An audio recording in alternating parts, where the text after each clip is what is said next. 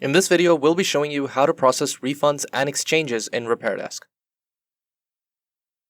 To process a refund or exchange, we'll first have to go to the POS screen. From here, we can click on the Issue Refund button.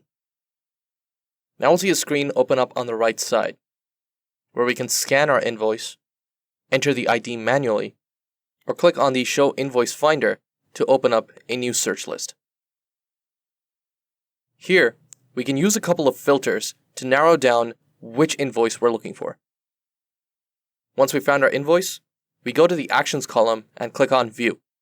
This shows us the details of the invoice and any items that we've added to it. Selecting an item will allow you to either refund it and add the item back to your inventory, or exchange it with another item from your inventory.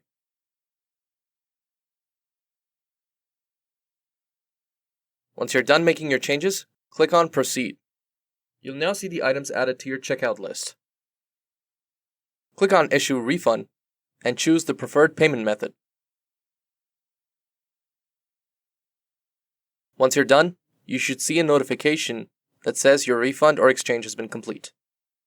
If you click on the View Invoice button, you'll be able to see the details of your refund or exchange from your invoice. And that's how you can issue a refund or exchange in RepairDesk.